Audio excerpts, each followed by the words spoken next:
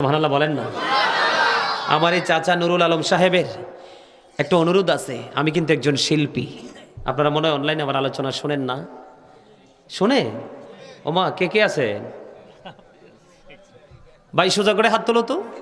আমি তো ভাবছি আমার চাচা ছাড়া এখানে আমার আলোচনা শোনার লোকে একজনও নাই। এই কারণে তো এই জায়গার আওয়াজটা একটু স্ট্রং। আল্লাহ কবুল করেন, একা আমিন। আমার চাচার, আমি কিন্তু একজন রাইটার। আমি হামদ, নাত, ইসলামী সঙ্গীত এগুলো নিজে লেখি, নিজে সুর দিয়ে নিজে গাই। আমার চাচার অনেক অনুরোধ যে গজল, ওয়াজের ফাঁকে ফাঁকে গজল গাইতে হবে। আপনারা গজল পছন্দ করেন সবাই? গজল গাইব আরে জোরে। রোজা যে আরতে তোমরা কে যাও মদিনা,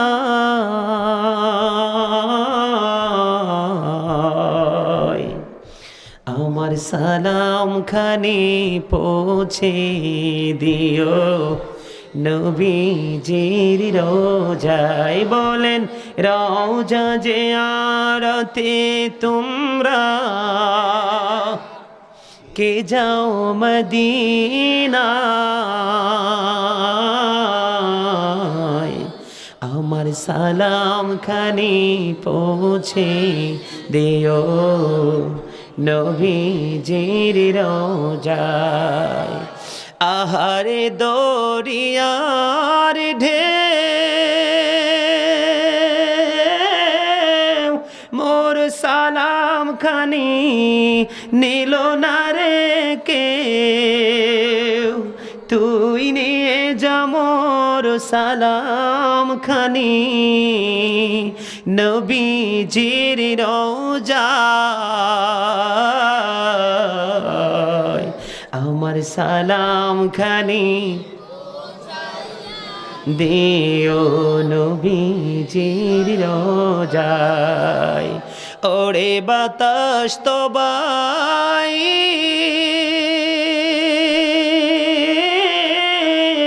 কেউ নিল না মোর সালাম খানি রে, তুই নিয়ে যা মোর সালাম খানি নবীজির রোজায়। আমার সালাম খানি দিও নবীজির রোজায়। জোরে জোরে মারহাবা। নবীজির শান ভালো লাগে না?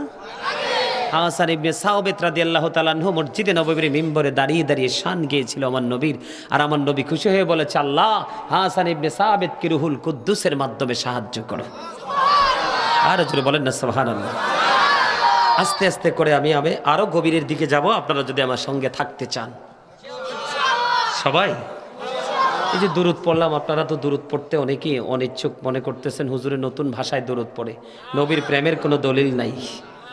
বন্ধুরে আমার, জুমার দিনে কেউ যদি মদিনাওয়ালার সাথে প্রেমের ডুরি লাগাইয়া ৮০ বার যদি দরুদ পড়তে পারে রে, ৮০ বছরের সগীরা গুনাহ আমার আল্লাহ মাফ করে দেয়। বন্ধু, হযরতে আনাস রাদিয়াল্লাহু তাআলা আনহু থেকে হাদিস খানা বর্ণিত, হাদিস খানা এসেছে বন্ধু দাইলামি শরীফের মধ্যে। আমার নবী জানিয়ে দিয়েছেন, কেউ যদি মদিনাওয়ালাকে মহব্বত করে প্রতিদিন ১০০০ বার যদি দরুদ পড়তে পারে রে, তাহলে সে জান্নাত না দেখা পর্যন্ত তার মরণ হবে না। জোরে জোরে বলেন না সুবহানাল্লাহ। আর জোরে বলেন না সুবহানাল্লাহ। বারে বারে বাবে একা বসে নিরালাই রে, পাখি হলে ওরে যেতাম সোনার মদিনায় রে, সোনার মদিনায় রে। বারে বারে বাবে একা বসে নিরালায় রে, পাখি হলে ওরে যেতাম সোনার মদিনায় রে, সোনার মদিনায় রে। বুলবুলিরা কথা শোনো, ওরে যাও কোথায় রে,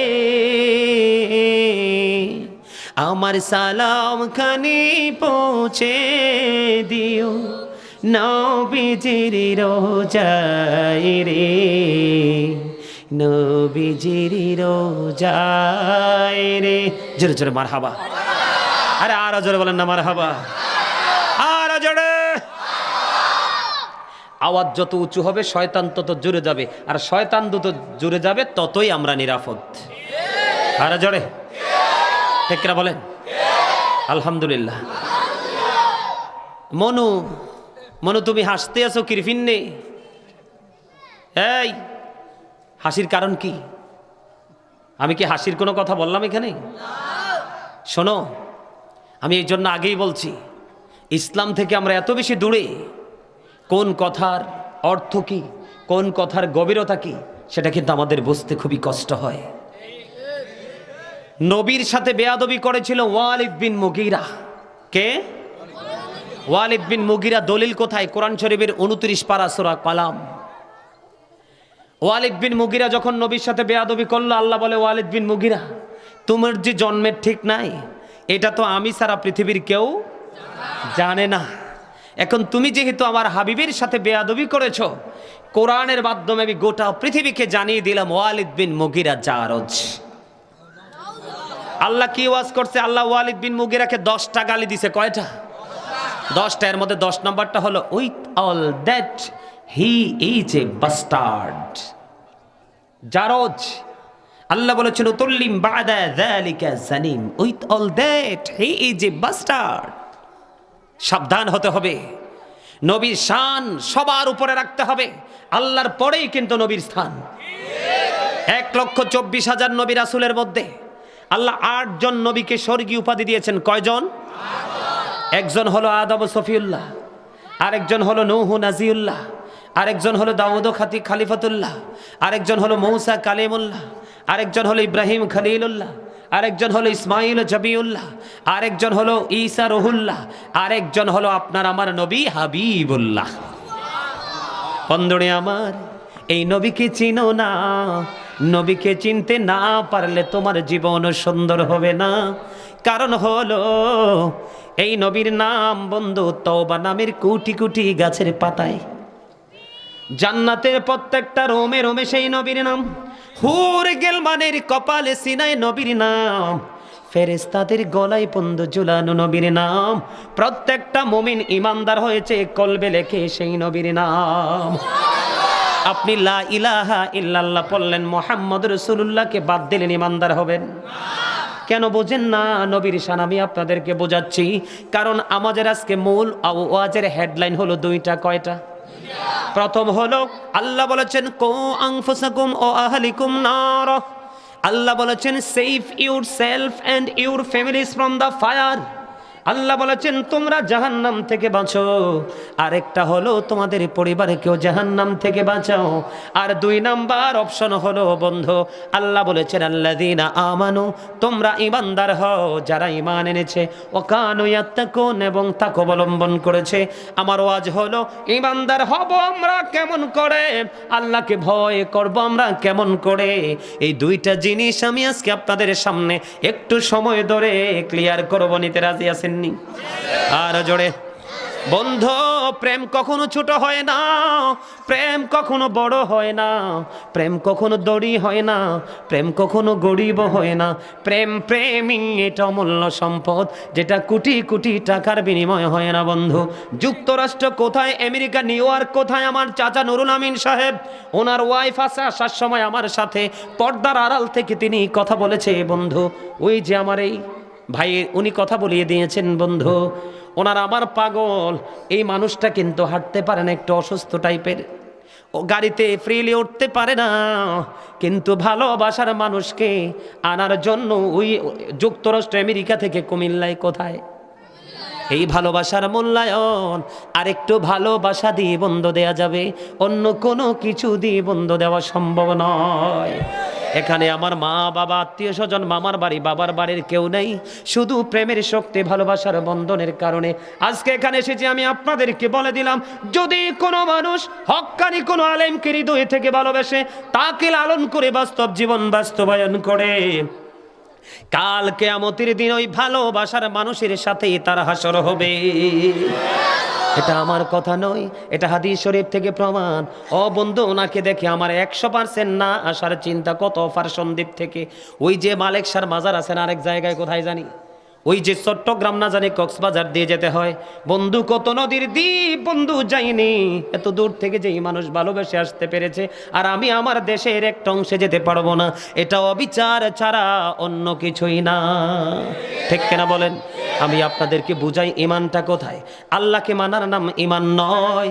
আল্লাহ রাব্বুল আলামিন যেই যেই জায়গাগুলোকে বিশ্বাস করতে হবে, যেই যেই জায়গাকে যেইভাবে আপনি সম্মান করতে হবে, সেই সেই জায়গাগুলোকে না দেখে বিশ্বাস করার নামই হলো ঈমান। যেমন আমরা আল্লাহকে কেউ দেখিনি, আমানতু বিল্লাহি ওয়া মালাইকাতি, আমানতু বিল্লাহ, আমরা আল্লাহকে কি দেখছি? ওয়া মালাইকাতিহি, ফেরেশতাদেরকে দেখছি। ওয়া কুতুবিহি, কিতাব দেখছি। দেখিনি। এই যে লিখিত কিতাব দেখেছেন, এটা এই যুগে বন্ধু লিখিত হয়েছে, আমার নবীর কাছে এসেছে লিখিত নয়, ওহির মাধ্যমে।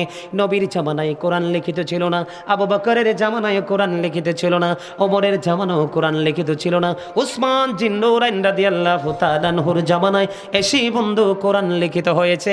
তাহলে কিতাবও গায়েব, দেখছিনি আমরা কেউ? বন্ধু, আল্লাহকে মানতে হবে, ফেরেশতাদেরকে মানতে হবে, কিতাবের প্রতি বিশ্বাস রাখতে হবে। ও বন্ধু, নবী রাসূলের প্রতি বিশ্বাস রাখতে হবে, মৃত্যুর প্রতি বিশ্বাস রাখতে হবে, আখিরাতের প্রতি বিশ্বাস রাখতে হবে। আপনার জীবনে কখনো ভালো হবে, কখনো আবার জীবনে দুঃখ আসবে, ঠিক কিনা? আপনি অসুস্থ হয়ে যাবেন, ব্যবসার মধ্যে ভাটা পড়বে, মাঠে ফসল লাগালে ফসল ভালো হবে না, মনে করবেন এটা আপনার উপর গজব নয়, এটা আল্লাহর রহমত বান্দার উপর, এটার বিনিময়ে বড় কিছু নেয়ামত আপনার জন্য বরাদ্দ দিবে। বন্ধুরে আমার, এর মধ্যে সবচেয়ে বড় ভয়ঙ্কর পরিস্থিতি বর্তমানে, আমাদের নবীকে অনেকে বর্তমান যুগে নিচু করে খাটো করে কথা বলে, আছে না নাই? কথা বলেন না কেন? নবীকে অনেকেই বলে আমাদের মতো। আপনারা বলেন, নবী কি কোনোদিন আমাদের মতো হতে পারে? কি আশ্চর্য ধরনের কথা। আজ থেকে নবীদের 1000 বছর আগে বলেছেন, ক্বালা আইয়ুকুম মিসলি, তোমরা কে আছো আমার মতো? এখনো পর্যন্ত বন্ধু কেউ হাত তুলতে পারেনি, তুলবে কেমন করে? নবীর মতো কেউ কোনোদিন হতে পারে না, ঠিক কিনা বলেন? আমি আপনাদেরকে প্রমাণ দিয়ে যাব আজকে। ইহুদি খ্রিস্টানের একটা ধর্মগ্রন্থ, যেটাকে ইংলিশে বলা হয় দ্য ওল্ড ও নিউ টেস্টামেন্ট। ইহুদি খ্রিস্টানদের ধর্মগ্রন্থের নাম, বাংলাতে এটাকে বলা হয় বাইবেল। নাম শুনছেননি? এটার মধ্যে ওরা বক্তব্য দিয়েছে, হি দ্যাট লাভeth নট, যেজন প্রেম করে না, নো উইথ নট গড, সেজন আল্লাহকে জানে না, ফর গড ইজ লাভ, আল্লাহ প্রেম।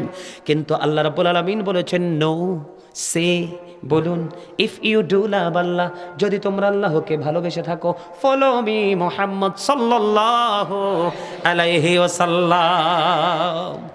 আল্লাহ কয়, যদি তোমরা আমাকে ভালোবেসে থাকো, ফলো করতে হবে কাকে? আমার প্রিয় হাবিব, হাবিবুল্লাহকে। কারণ হাদিসে কুদসির মধ্যে এসেছে, লাউলা কালামা আজহারতু রাবুবিয়াতি, আমি যদি আপনাকে প্রকাশ না করতাম, আমি প্রভুর প্রভুত্ব প্রকাশ হতো না। তার মানে আমাদের মালিক, আমাদের স্রষ্টা যিনি, ওনার পরিচয় সৃষ্টির কাছে পৌঁছে যারা আপনার আমার নবীর মাধ্যমে।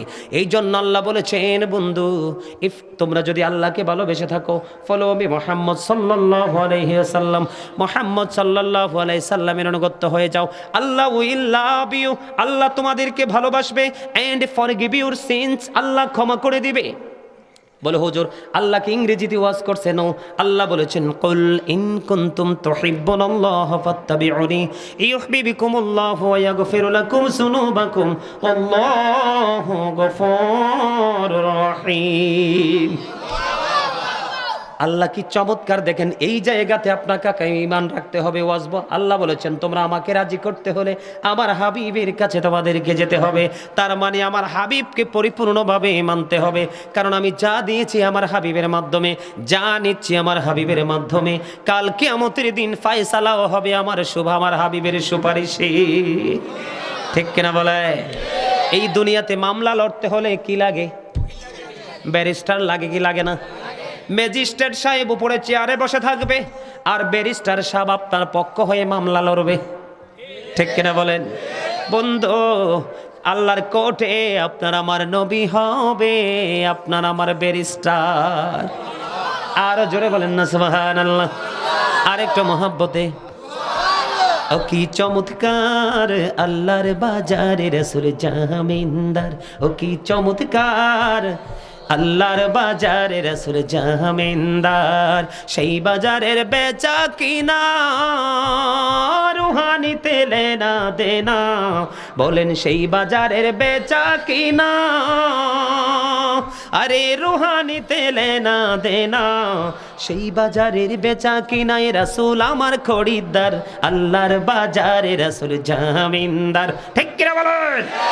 এটা কি মুখ দিয়ে ঠিক বলছেন না অন্তর থেকে বিশ্বাস হয়? বন্ধু, নবী কোনোভাবে বন্ধু আমাদের মতো হতে পারে না। যারা বলবে নবী আমাদের মতো, তাদের ঈমান থাকবে না। আমি আপনাদেরকে ধীরে ধীরে গভীরের দিকে নিয়ে যাব। আল্লাহ বলতেছেন, তোমরা আমাকে পাইতে হলে আমার বন্ধুর কাছে যাও। পৃথিবীর কাউকে দেখাইছিনি, অন্য কোন নবীর কথা বলছিনি। তাইলে কেমন করে নবী আমাদের মতো হয়? ঠিক কিনা? আল্লাহ আরো বলেছেন, মাইয়ুতির রাসূলা ফাকাদ আতা আল্লাহ। আল্লাহ বলেছেন, হি হো ওবিস দ্য অ্যাবস্টিল ওবিস আল্লাহ। যেই ব্যক্তি রাসূলের নির্দেশ মান্য করলো, সে যেন আল্লাহর নির্দেশ মানলো। তাহলে নবীকে মানতে হবে কিনা? বন্ধু, আর একটু নজর দেন। একটু আগে কিন্তু সূর্য কত দূর সেটা কিন্তু বলেছি। নবী যে আমাদের মতো না, নবী যে বেনজির ও বেমিসাল, এটার প্রমাণ।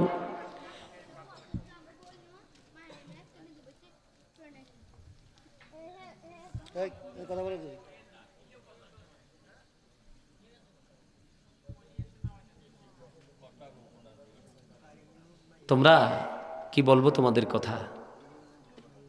ইন্নাল্লাহা মা'আস সাবিরিন, ধৈর্যশীলদের সাথেই থাকে আল্লাহ। তোমরা তো একেবারে অধৈর্য মানুষ। ভলান্টিয়ার কি করবে? দাদা একটু আগে না বললাম, মানুষের চামড়া তো আসল না, আসল হয়েছে এইটা। কোনটা? ইঞ্জিন ভালো না থাকলে গাড়ি চলবে? বডি চকচকে করে, ঠিক না? কিন্তু ইঞ্জিনটা কি? এটা ড্যামেজ হয়ে গেছে। কি হয়ে গেছে? লাভ হবে? গাড়ি স্টার্ট হবে? তো সেই রকম তো আমরাও।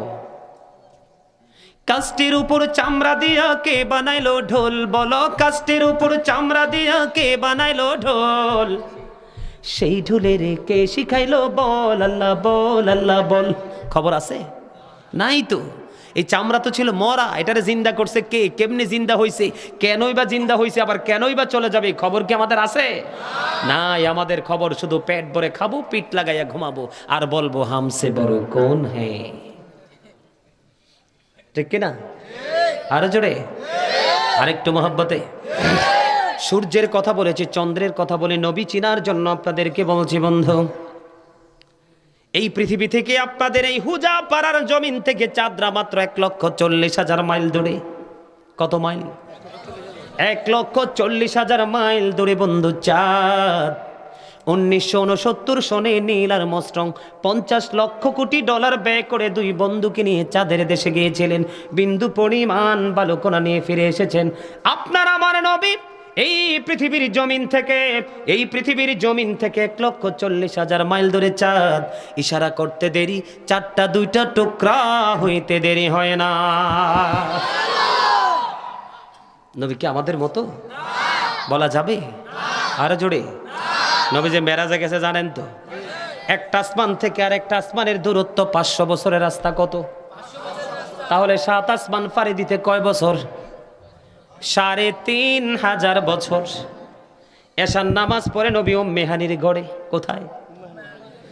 মেহানির গড়ে আমার নবী। জিব্রাইল এসে ডাকলেন, নবী গো, আজকে তো আল্লাহর বাড়িতে আপনার দাওয়াত, যাবেন না? সুবহানাল্লাহ বলেন না। নবী ঘুম ভেঙে গেল। জমজমের কিনারায় নবীকে নিয়ে যাওয়া হলো। সিনা মোবারক সাক করা হলো, ওপেন হার্ট সার্জারি হলো। কোনো ইনজেকশন নেই। বন্ধু, কোনো ধরনের কোনো মেডিসিন, কোনো ধরনের কিছু বডিতে ঢোকায় না। আর সাধারণ মানুষ অসুস্থ হলে কত ইনজেকশন দিয়ে তাকে অপারেশনের জন্য রেডি করতে হয়, ঠিক কিনা? তারপরে বলবেন নবী আপনার আমার মতো। বন্ধু, এবার ওপেন সার্জারি হলো, সবকিছু ওকে কমপ্লিট হয়ে গেল। এবার নবী বোরাকে সাওয়ার হলো। বোরাক আপনি আমি জীবনে কেউ দেখছেননি। হাদিস শরীফের মধ্যে এসেছে, নবী বলেছে আমি দেখেছি বোরাকটা সাদা, গাদার চাইতেও দেখতে বড়। আপনি আমি দেখছিনি, তাইলে কেমনে আপনি আমি নবীর মতো হই? এবার আমার নবী রওনা দিলেন প্রথম আসমানে, আদম ও সফিউল্লাহর সাথে প্রেম বিনিময় কথোপকথন। এমনি করে করে প্রথম দ্বিতীয় করে করে বন্ধু সপ্তম আসমান ফাড়ি দিলেন। ফাড়ি দিয়ে বন্ধু সপ্তম আসমানে চলে গেলেন।